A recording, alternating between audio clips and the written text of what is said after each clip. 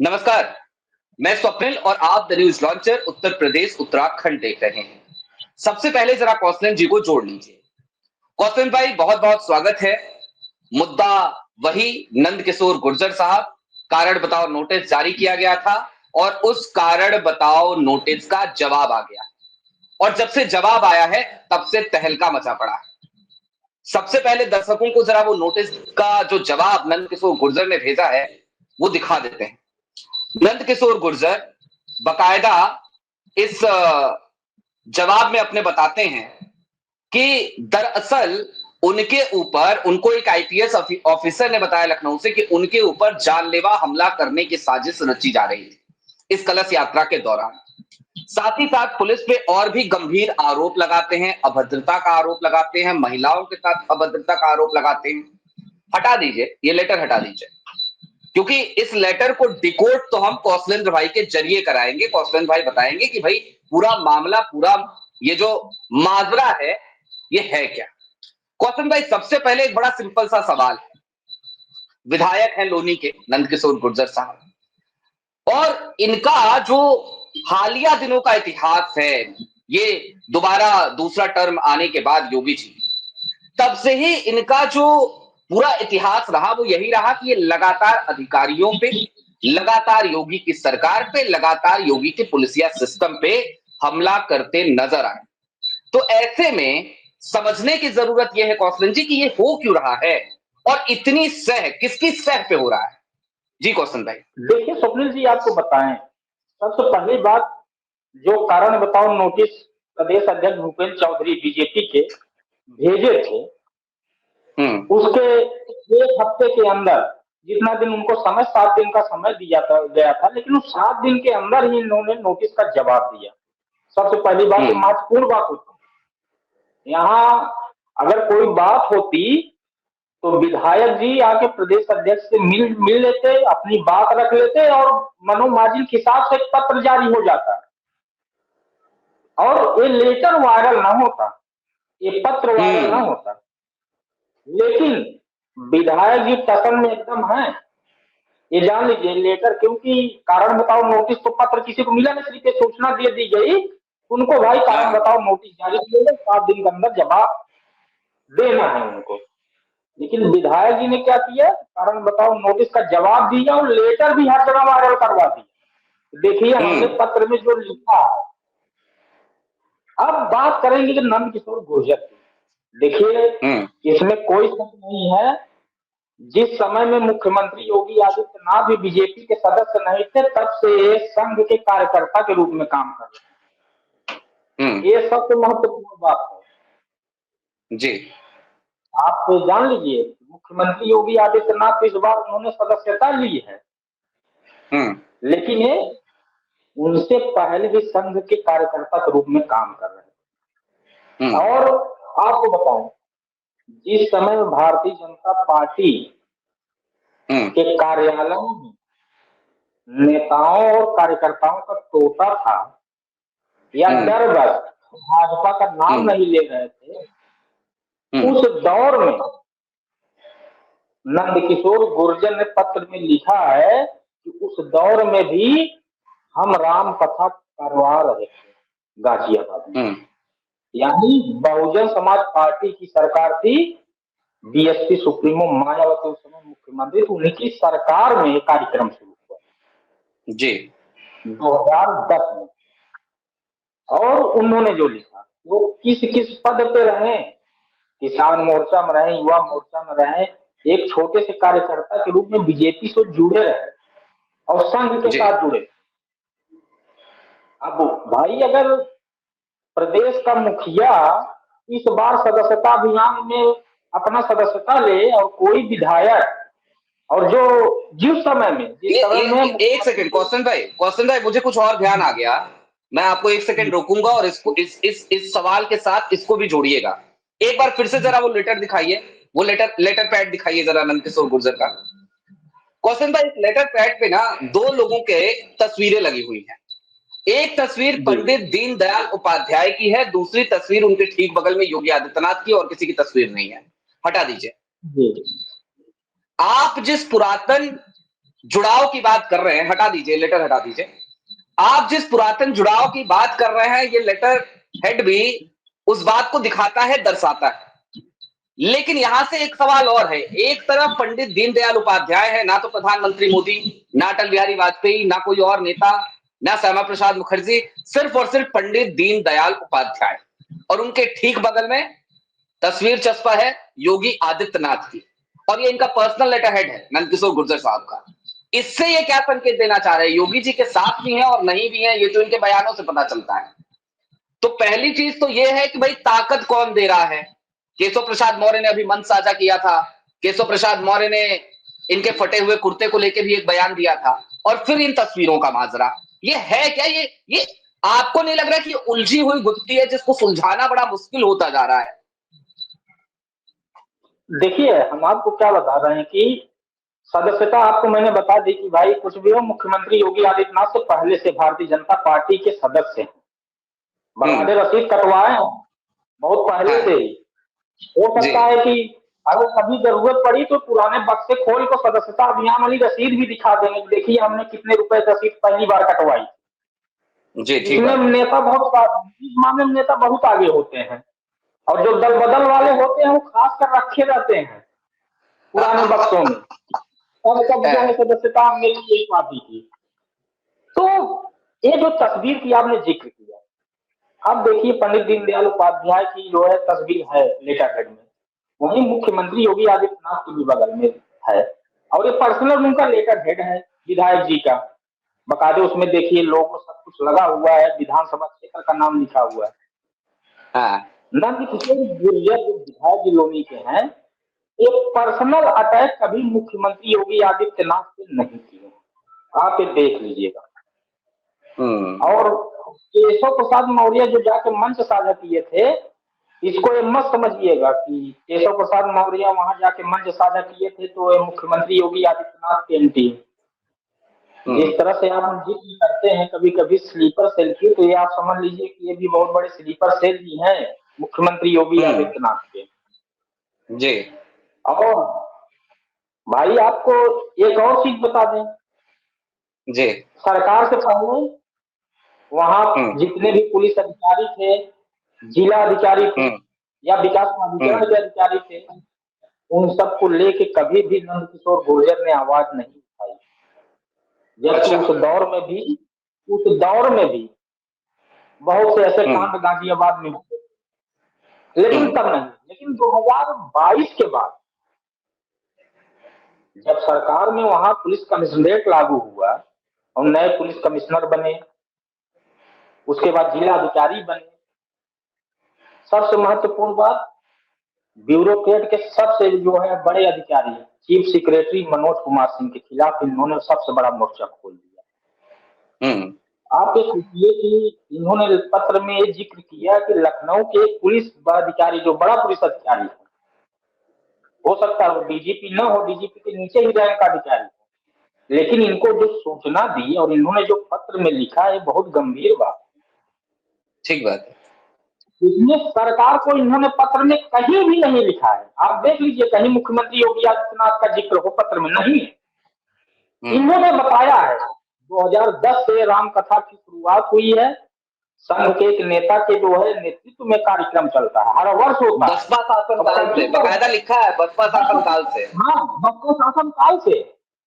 और उसमें सबसे बड़ी बात कि कभी कोई रोक टोक नहीं हुई, न कभी परमिशन की बात हुई, लेकिन इस बार परमिशन की बात हुई और पुलिस अधिकारी ने इनको ये बता दिया। नहीं नहीं नहीं नहीं, कौशन भाई, नंदकिशोर गुर्जर ये कहना चाह रहे थे क्या कि देखिए रामकथा बसपा के शासनकाल में अनवरत चलती रही, ये रामकथा अखिलेश यादव के शासनकाल में अनवरत चलती रही, नाम नहीं ले रहे हैं योगी आदित्यनाथ का, लेकिन ये यही तो कहना चाह रहे हैं कि योगी जी आपकी सरकार आई तो हमारे सामने अड़चने। तो कुल मिलाकर योगी आदित्यनाथ जो एक तरफ कहते हैं कि भाई राम मंदिर के लिए अगर गद्दी छोड़नी पड़े, कुर्सी छोड़नी पड़े तो मंजूर है, दूसरी तरफ सीधे तौर पे नंदकिशोर गुर्जर परोक्ष रूप से ये आरोप ही तो लगा रहे हैं योगी आदित्यनाथ पे कि भाई आपकी सरकार है और राम भक्तों का आप कुर्ता फाड़ रहे हैं। यही तो कहना चाह रहे हैं ना कि बसपा शासनकाल में नहीं हुआ अखिलेश के शासनकाल में नहीं हुआ। योगी आदित्यनाथ की सरकार आई, योगी आदित्यनाथ के शासनकाल में राम भक्तों पे लाठियां चल रही हैं, राम भक्तों के कुर्ते फाड़े जा रही हैं, यही तो कह रहे हैं। बिल्कुल, वो बिल्कुल यही कह रहे हैं, लेकिन परोक्ष रूप से नाम तो मुख्यमंत्री योगी आदित्यनाथ का तो नहीं ले रहे हैं। और लेने का न लेने का एक कारण भी है, क्योंकि इनको पता है अगर मैं नाम ले लूंगा तो फिर 2022 से पहले जो विधानसभा में 93 एमएलए विधायक जो थे धरने बैठ गए थे अपनी ही सरकार के खिलाफ, और उसमें से कई विधायकों का टिकट कट गया, आज वो पूर्व विधायक हो गए, तो ये अपनी गिनती उसमें नहीं करवाना चाहते। हाँ, एक चीज जरूर इनको, एक चीज की दरकार है इनको, कि बस इनके सर पे कोई बड़ा हाथ दिल्ली दरबार का रख दे। अच्छा, और अगर दिल्ली से सटे इलाके में है भी भाई, है एकदम बिल्कुल है। वो आप ये सोचिए कि इनका जिक्र, सरकार का जिक्र तो श्रीकांत त्यागी के माध्यम से भी कर दिया इन्होंने पत्र में। हाँ, श्रीकांत त्यागी के मामले में क्या हुआ था, वहां के जो शर्मा जी सांसद है नोएडा के, उनका नाम लिखा, उनके ऊपर भी मुकदमा दर्ज कर लिया गया। और सरकार सरकार सरकार के ऊपर ये नहीं कह रहे हैं, ये कह रहे हैं कि पुलिस अधिकारी मेरी जान लेना चाहता है। 3 पुलिस कौन मुस्लिम लड़के हैं, इनको जाके बता दिए कि पुलिस हमसे कह रही कि छत से खड़े होकर पत्थर फेंकना, मैं गोली चलाऊंगा। पुलिस जो है वो बता रही है, वो बच्चे भी जाके इनसे बता दिए पूरी बात। लखनऊ बैठा एक पुलिस अधिकारी इनको पूरी बात बता रहा है। केशव प्रसाद मौर्य वहां जाकर मंच साझा कर रहे हैं। इनको सिर्फ दरकार एक चीज की है, बस बड़ा हाथ मेरे सर पे। कौशन भाई चलते चलते एक आखिरी सवाल है मेरा, और सवाल ये है कि नंदकिशोर गुर्जर, केशव प्रसाद मौर्य, हालिया दिनों में जयंत चौधरी का एक भयंकर वाला हमला, उसमें हम एक अलग से डिस्कशन करेंगे भी। उन्होंने एक उपन्यास का जिक्र किया, जॉर्ज ऑरवेल की उपन्यास का नाम है 1984। किस तरीके से वो सीनियर्स देश और क्या क्या उसमें है, वो बकायदा विस्तार से उस पर एक चर्चा अभी हम अगली करेंगे। लेकिन ये तमाम हमले योगी आदित्यनाथ की सरकार पे, योगी आदित्यनाथ के सिस्टम पे, योगी आदित्यनाथ के पुलिस और प्रशासन पे, इन सबकी स्क्रिप्ट दिल्ली में लिखी जा रही है क्या? योगी आदित्यनाथ के ऊपर एक दबाव बनाया जा रहा है क्या कि भाई जाओ कुर्सी छोड़ो, जाके मठ में ही बैठो? यही हो रहा है क्या? 2024 का बदला ले रहे हैं क्या योगी आदित्यनाथ से? आप ये जान लीजिए कि कुंभ के पहले से जो माहौल बना था, देखिए चर्चा तो हर जगह हो रही है, इसमें कोई दो राय नहीं। और एक मुख्यमंत्री योगी आदित्यनाथ तक भी ये बात पहुंच रही है कि कुर्सी खतरे में है।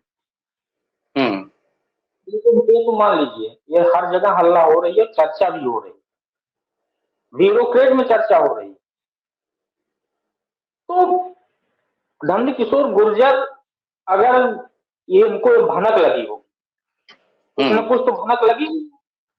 आप ये सोचिए कि कौन ऐसा विधायक होगा, अगर कोई ऐसी बात होती तो सीधा आता यहाँ मुख्यमंत्री कार्यालय संपर्क करता, मुख्यमंत्री योगी आदित्यनाथ से मिलता, अपनी समस्या बताता।